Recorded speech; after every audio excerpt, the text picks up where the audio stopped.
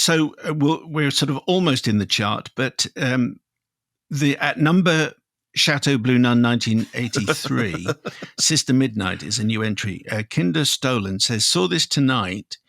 Good cinematography cannot save a plodding and nonsensical plot. The film is a bore with very few redeeming qualities. Takes a while to get going and then just becomes bizarre and a yawn fest. Not sure what others see in this that I haven't. Someone who appears to be called Jay Lewis. Stunning cinematography, great soundtrack, but otherwise no real sense of narrative or character development. A triumph of style over substance, in my opinion. Sister Midnight. Yeah, I couldn't disagree more. I think it's fabulous. I think it's really fabulous. It's one of my favourite films of the year. I think Kiran Kandari's done a great job. I think it's got a Keaton-esque sense of deadpan humour, which I think perhaps is being missed. And I think it's a subversive tale about somebody trapped in an arranged marriage who just refuses to accept the strictures put upon her by society. I loved it. I mean, I would happily go and watch it again tomorrow. Again, it's a demonstration of the fact that people's responses to films are distinctly personal. In the Lost Lands is at number 13. It's not distinctly personal. It's In the Lost Lands is, oh yes, it's that film again, and I'll try and be interested in it. No, sorry, my head is just going to sleep. Number 10, we're finally in the box office top 10, is Opus. Jonathan says, dear, take this and take that. Yeah. I wanted to thank Mark for his review of Opus, swimming contrary to the tide of critical, heavy disapproval. Oh. I went to see it last night with the lady clarinetist, her indoors, at the local Everyman, with the trepidation that a film with an IMDb score of less than 5 out of 10 induces. Happily, I thought it was engaging throughout with tension and humour, even if the premise is a tad silly. John Malkovich is hilarious as the pompous and reclusive megastar whose manic narcissism meant you could believe he might do anything to anybody around him if his ego feels the slightest knock. There are so many aging rockers still going in the world, and good luck to them, that I don't think his supposed aging stardom or geriatric gyrations should stretch audience credulity too far. I pictured him as if Elton John had gone through the Black Lodge in Twin Peaks and emerged in Utah.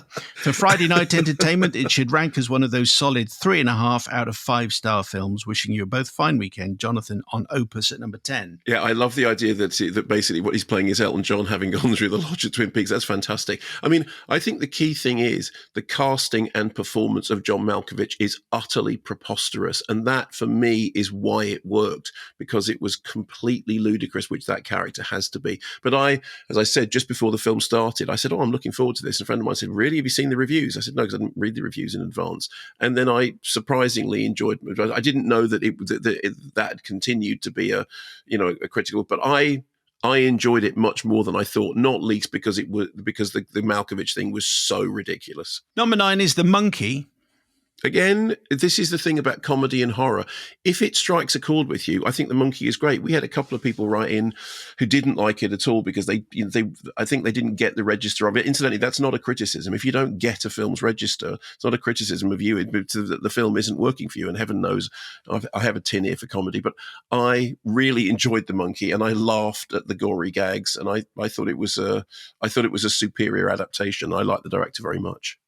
Mufasa the Lion King, number 8. So that's a hit. It's still doing it. And we'll come back to this later on when we talk about Snow White, about whether or not a very recognizable IP is enough to give something this kind of legs. Last Breath is at number 7. That's a new entry. Yeah. So this is a dramatization of a story that was previously told as a documentary. And when I was reviewing it last week, I said, because I'm very claustrophobic, the whole idea about being trapped underwater with your oxygen supply running out 10 minutes, I find panic-inducing in the extreme.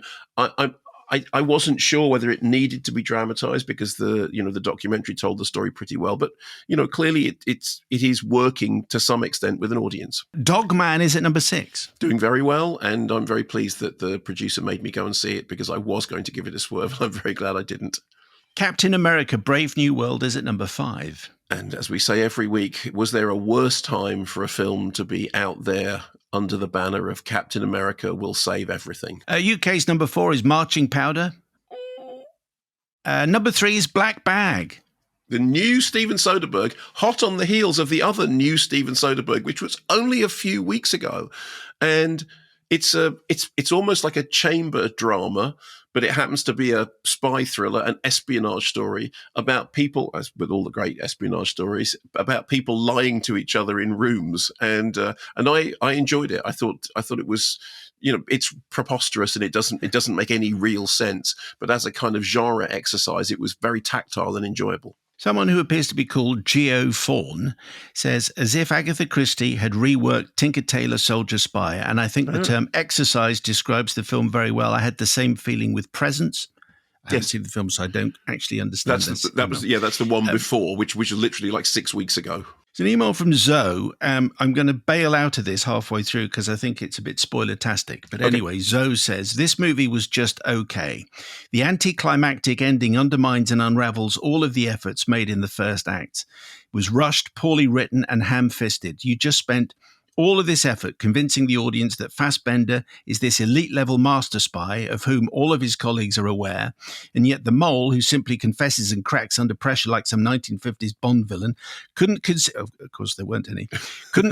that a weapon placed on a table by said elite master-level spy would be... You've got to be very careful because this is very spoilery. Okay, there you go. I've already... well, you should see the second half. Well, again, and I don't say this flippantly, this really does demonstrate how much individual responses to movies vary due to, dependent on individual tastes. And I always come back to the thing that all you can do is you can say, this is how I responded to a film, but there is no right and wrong answer. Yeah. I enjoyed it much more than you did by the sound of it.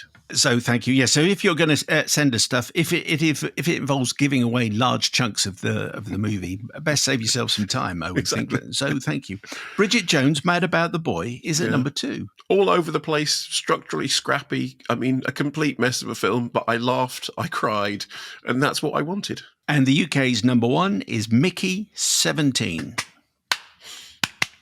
I can't not do it now. So there we go. Explain. Oh, Mickey, you're so fine. Which is what you did last week when you said, every time you hear Mickey 17, do you think of Mickey, Tony you're Basil. so fine? Yes. So Tony Basil.